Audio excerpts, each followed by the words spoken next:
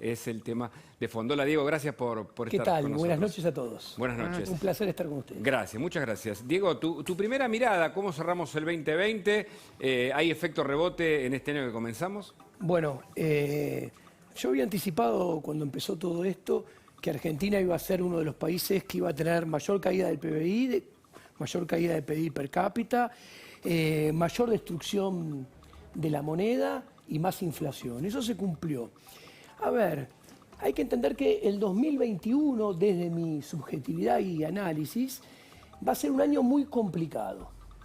No va a ser menos complicado que el que acaba de terminar.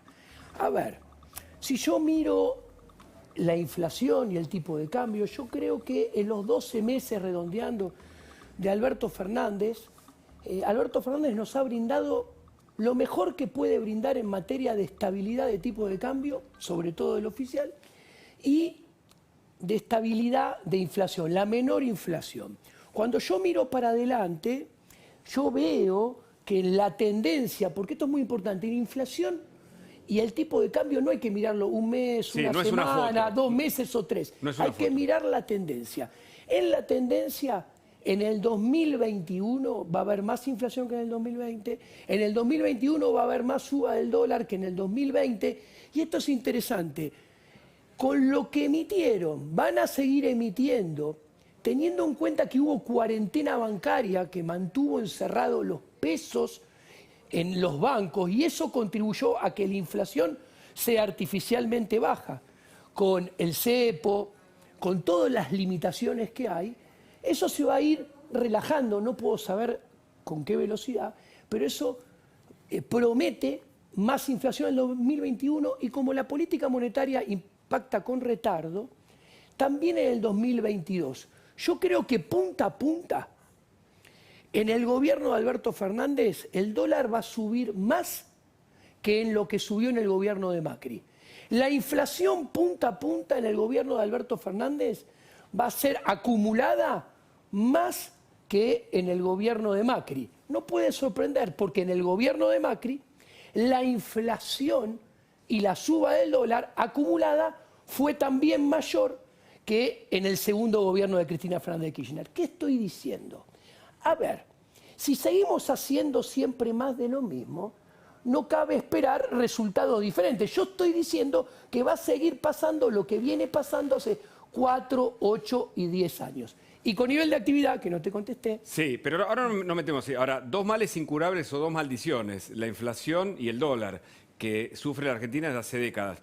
Pero a eso se agrega el cierre de empresas, el aumento del desempleo, el acuerdo con los bonistas y otros problemas que tienen que ver con el déficit fiscal, con el gasto público, digo, el escenario económico que viene. Entonces es mucho más complejo que el del año anterior. A ver, punta a punta, en todo el gobierno de Alberto Fernández, la destrucción de generación de riqueza, el flujo, el PBI per cápita, va a ser también mayor que la destrucción de PBI per cápita que hubo con Macri, que a su vez fue mayor que la que hubo con Cristina Fernández de Kirchner 2. El PBI per cápita viene cayendo desde el 2012 y cada vez en forma más acelerada. Ahora bien, ¿esto qué implica? Puede haber un rebote, lo que llamamos del gato muerto. Ah, el rebote del gato muerto, ¿no? Un rebote estadístico en el 2021 del PBI. Por ejemplo, después de haber caído menos 10,4 en el 2020, puede ser que rebote más 4,4 en un escenario muy positivo que yo creo que no tiene gran probabilidad de ocurrencia. Ese más 4,4 va a ser un 40% explicado por el arrastre estadístico, que es a dónde quedó el PBI en diciembre. Imagínate esto, si en diciembre el PBI quedó en un determinado lugar, queda clavado, no crece más y queda en ese nivel todo el 2021, el PBI te da más 1,8 con respecto al 2020. Y después hay un 60% que para llegar a ese más 4,4, que es porque estás comparando contra la nada misma.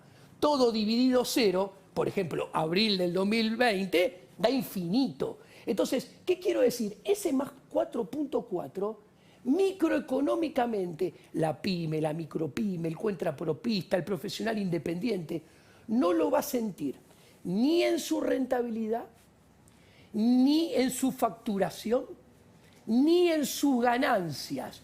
O sea, va a ser estadístico. ¿Y qué sucede? Para crecer, el crecimiento no es que el PBI rebote un año. El crecimiento se mide en PBI per cápita y en la tendencia de 5 o 10 años. Y depende de la acumulación de capital. Te cuento.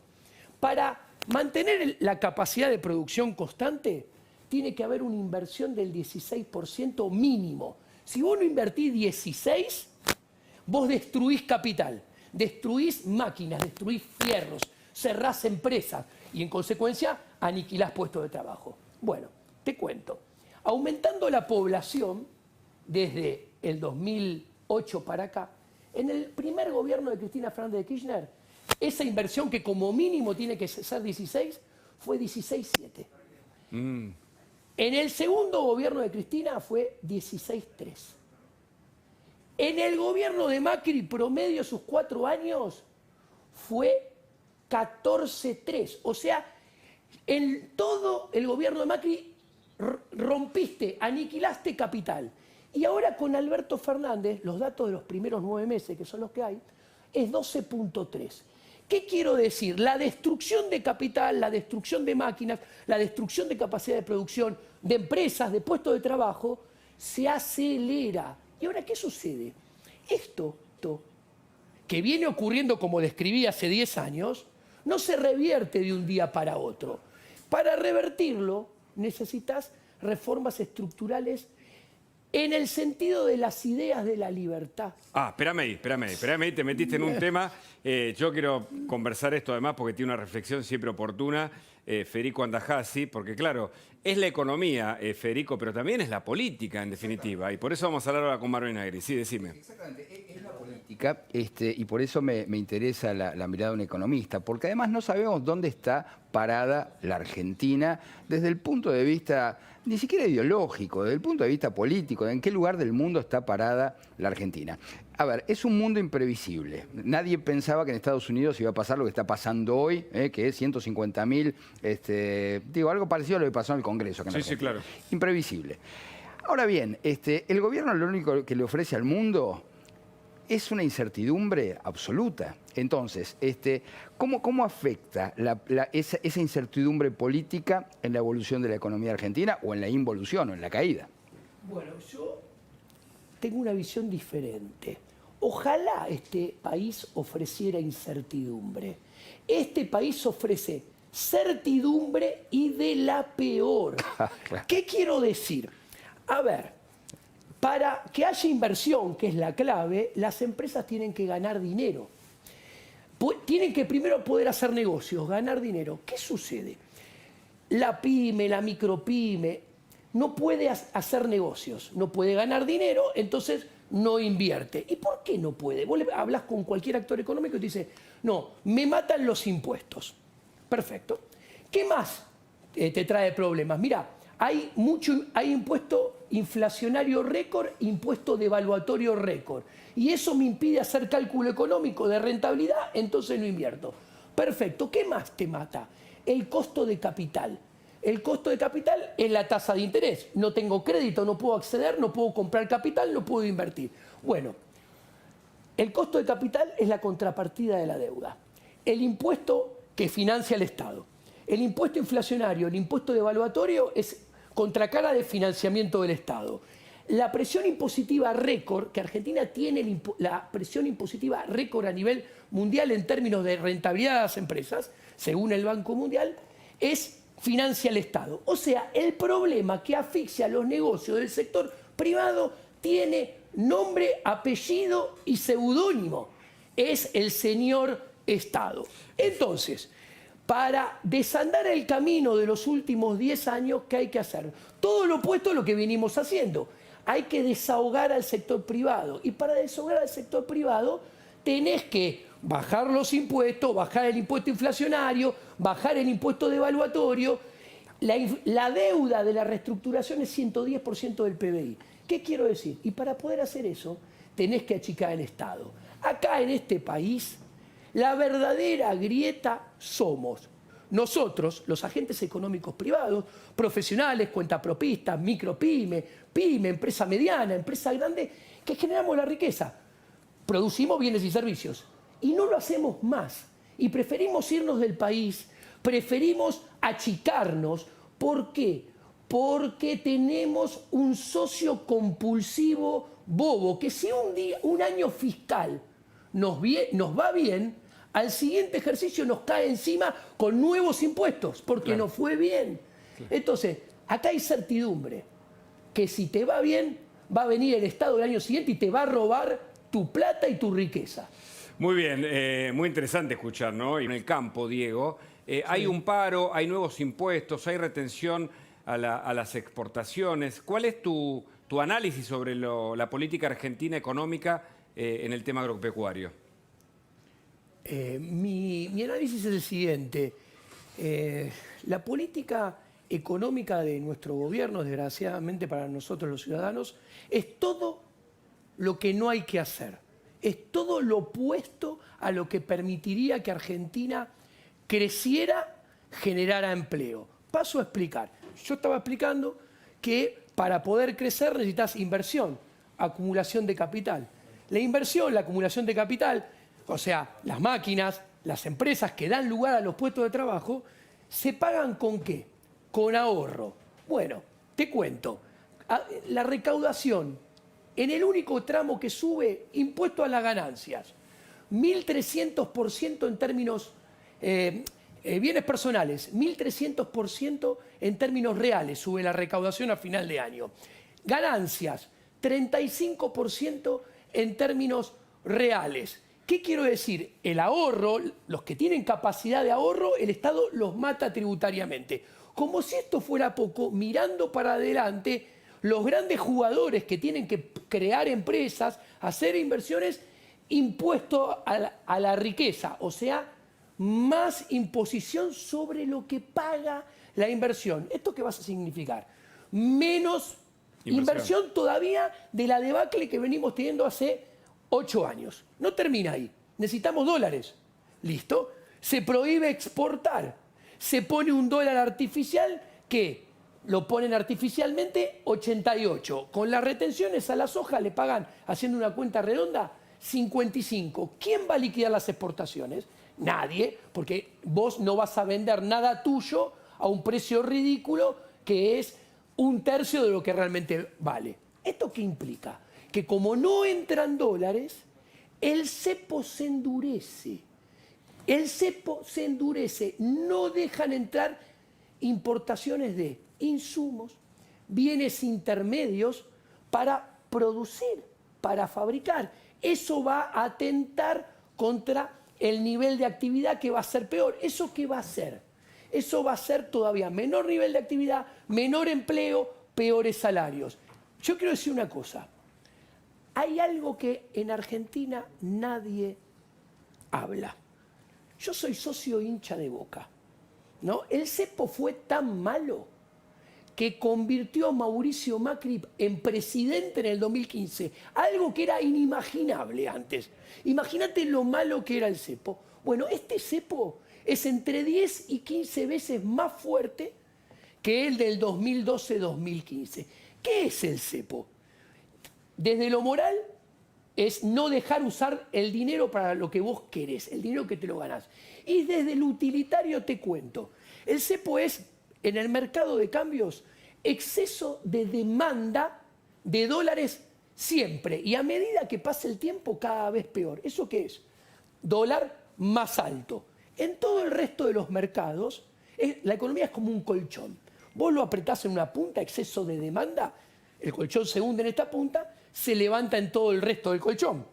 Es exceso de oferta. Vayamos, exceso de oferta en el mercado de bonos. Eso es más riesgo país, costo de capital más caro, menos inversión, menos capital, menos producción, menos puestos de trabajo. Mercado de dinero, exceso de oferta del mercado de dinero, es más inflación. Mercado de bienes y servicios, exceso de oferta, es menos producción, contracción económica. Mercado laboral, es menos puesto de trabajo, más desempleo.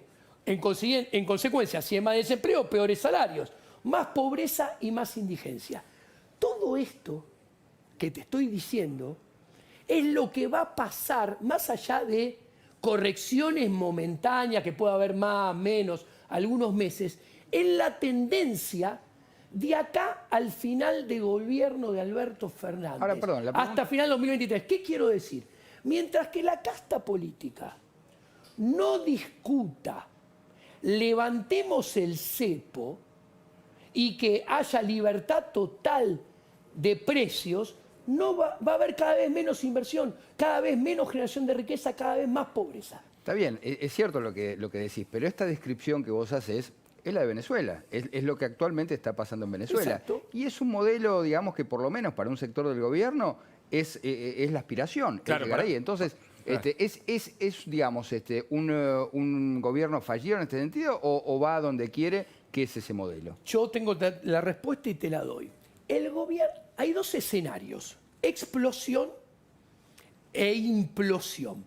La explosión generalmente se da por fenómenos monetarios. Ejemplos, la hiperinflación del 89, la hiperinflación del 90, la destrucción del sistema monetario y bancario en el 2001, eso generó el 2002. Ahora bien, si vos después de esos episodios hacés las cosas bien, con reformas estructurales de fondo, como dije antes, pro ideas de la libertad, pro libertad de mercado, vas a salir... Reestructurás, digamos, Exacto. ¿no? Te deconstruís, como se dice hoy, para una posibilidad mejor. Permitime que tú quieras hacerte Sí. una pregunta y no quiero... Y en ese contexto, Sí. ¿dónde entra la soja que llegó a $500? ¿Puede ser el salvavidas de Alberto Fernández? ¿Se puede revertir esta tendencia que estás Mirá, mostrando vos? la destrucción que está generando Alberto Fernández, que es mayor que la destrucción que estaba generando Mauricio Macri, que la venimos sufriendo los ciudadanos cada vez más en forma acrecentada hace 10 años.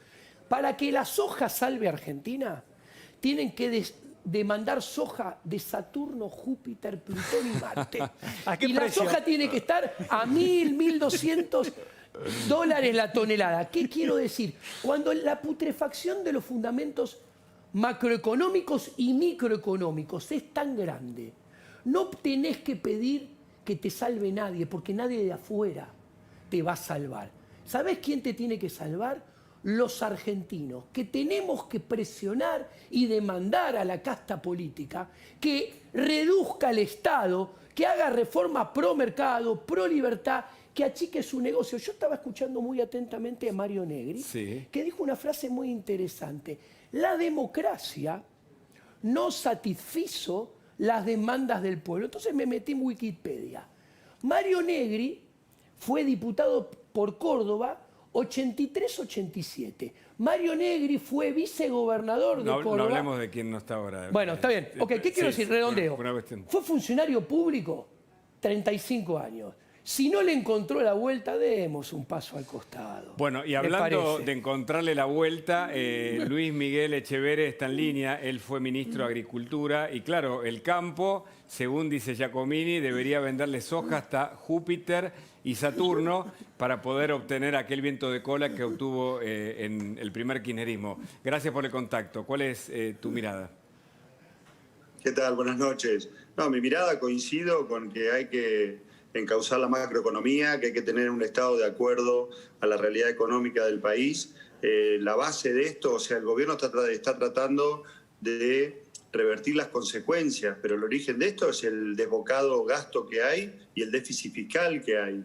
O sea, que hasta que no tengamos un equilibrio fiscal y no tengamos moneda, no podemos pensar en que la economía funcione.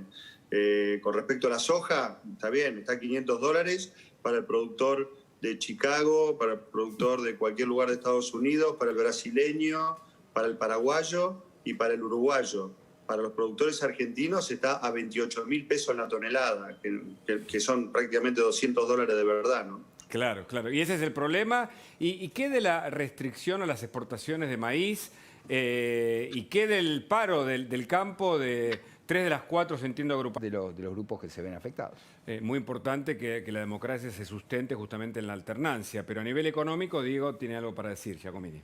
Para que la economía empiece a andar bien, la gente tiene que dejar de creer en el Estado, tiene que dejar de pedirle cosas al Estado, porque pedirle cosas al Estado es más gasto público, y más gasto público es más choreo de la casta política y más empobrecimiento, porque es más impuestos, más inflación, más devaluación y más tasa de interés. Tenemos que saber que va a pasar todo eso si creemos en el Estado, si le pedimos cosas en el Estado, y como contrapartida nos vamos a fundir y vamos a quebrar si seguimos creyendo en el Estado. En instantes, más información aquí, mira.